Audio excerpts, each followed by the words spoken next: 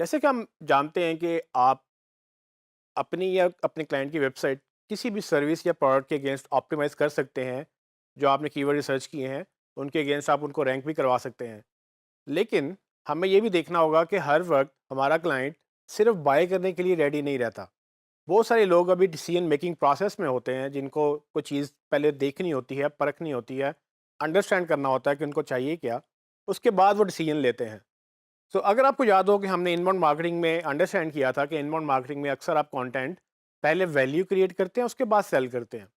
सो एक चीज़ तो बड़ी क्लियर है, जिसको अभी चाहिए उसको अभी बेचना है आपने, लेकिन जिसको अभी नहीं चाहिए उसके साथ आप क्या करेंगे? मतलब कि उसको आप किस तरह का कंटेंट देंगे कि वो अभी मे बी रिसर्च कर रहा है अपनी प्रोडक्ट या सर्विस जो भी उसको चाहिए, और वो आप बेच रहे हैं या आपका क्लाइंट बेच रहा है, वो उस रिसर्च प्रोसेस में आप उसको कैसे हेल्प कर सकते हैं? हमने पहले डिस्कस किया कि ब्लॉग्स एक अच्छा मीडियम है, लेकिन ब्लॉग्स के अलावा भी बहुत सारी चीज़ें आप यूज़ कर सकते हैं, जिसके अगेंस्ट आप अपनी एसईओ की रैंकिंग भी बेहतर कर सकते हैं। होता क्या है कि अगर एक कस्टमर ने फॉर एग्जांपल मोबाइल ख़रीदना है, तो आप उसके ऊपर मोबाइल की गाइड जो है वो भी उसको आप दे सकते हो। तो जिसने अभी ख़रीदना है वो अभी बाय करेगा, जाएगा और लेके आ जाएगा। लेकिन अगर वो अभी सोच रहा है, तो वो जो सोच रहा है उसकी सोच आपको पता चल जाएगी जब वो कीवर्ड रिसर्च करेगा, या आप जब कीवर्ड रिसर्च करेंगे आपको उसकी क्वेरी से अंदाज़ा हो जाएगा कि भाई वो क्या सोच रहा है और उस सोच को आप कैपिटलाइज़ कैसे करेंगे।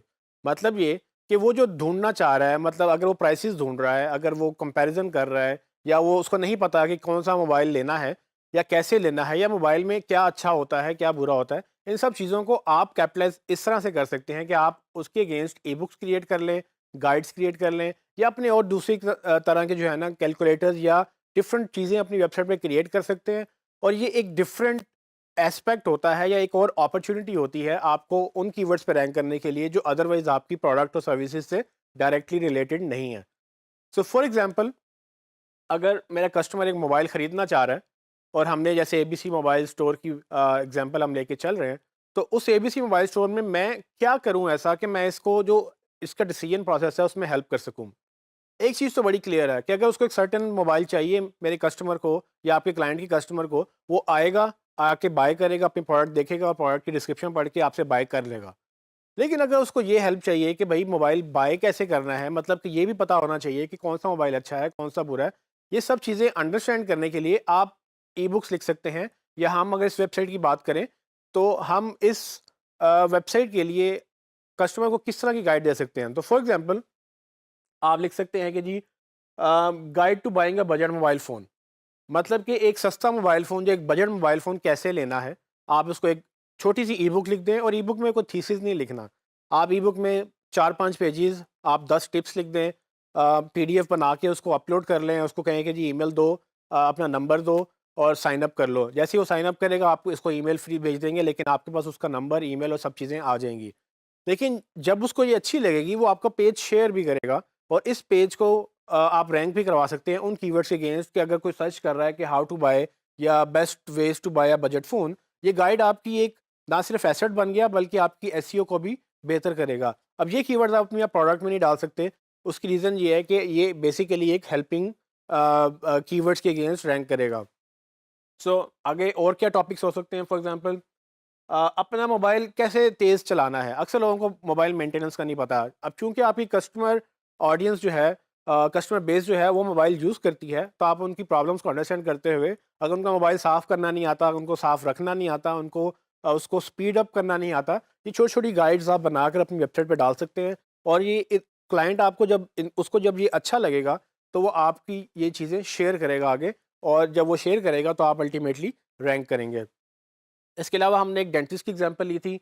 डेंटिस्ट में फॉर एग्जांपल, अगर किसी को यही नहीं पता कि वो डेंटल इम्प्लांट्स कैसे होते हैं, तो एक डॉक्टर अपनी वेबसाइट पे ये आर्टिकल लिख ले, या एक गाइड छोटी-सी बुक लिख ले कि भई आपको डेंटल इम्प्लांट्स के लिए क्या-क्या चाहिए हो सकता है, या आप कैसे पेन फ्री डेंटल इम्प्लांट्स ले सकते हैं।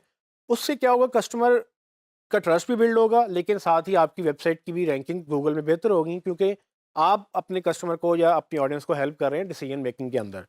फाइनली, अक्सर आपने वेबसाइट पे देखा होगा कुछ लोग कैलकुलेटर डाल देते हैं। कैलकुलेटर से मुराद, लेट्स सपोज कि अगर आपने मोबाइल की प्राइस बाय करनी है, तो आप मोबाइल कैलकुलेट करेंगे कि जी इसमें फॉर एग्जांपल मैं अगर किस्तों पे लेता हूँ तो 6 महीने की किस्तें कितनी बनेंगी, या अक्सर फाइनेंशियल कैलकुलेटर्स होते हैं कि अगर आप इंश्योरेंस ले रहे हैं तो आपका 10 साल 20 साल में कितनी इंश्योरेंस बनेगी। इस तरह से डिफरेंट कैलकुलेटर्स जो हैं ये भी एक बड़ी अच्छी एसईओ की ट्रैफिक की रीज़न बन जाते हैं। इन पे बहुत ज़्यादा ट्रैफिक इसलिए आती है क्योंकि आप उनकी एक प्रॉब्लम सॉल्व करते हैं और अल्टीमेटली वो आपको इसको लिंक करते हैं और शेयर करते हैं। सो इस टॉपिक का मकसद सिर्फ ये था कि आपको ये बताया जाए कि सिर्फ प्रोडक्ट और सर्विसेज को ही ऑप्टिमाइज़ नहीं करना, आप ब्लॉग्स भी ऑप्टिमाइज़ कर सकते हैं। लेकिन ब्लॉग्स के अलावा भी अपॉर्चुनिटीज़ हैं कि आप अपनी छोटी-छोटी गाइड्स लिखें, 2 पेजेज़ 4 पेजेज़ इससे ज़्यादा ज़रूरत नहीं है। 1 पेज की भी गाइड बन सकती है, उसको लिखें, अपनी वेबसाइट पे डालें और उन पेजेज़ को उन कीवर्ड्स के अगेंस्ट रैंक करें, जो लोग सवाल पूछ रहे हैं और जिसका सवाल आपने उसमें जवाब में दिया है। इससे ना सिर्फ आपकी एसईओ बेहतर होगी, बल्कि आपके एसईओ के साथ आपके कस्टमर जो है, आप उनका ट्रस्ट विन करेंगे।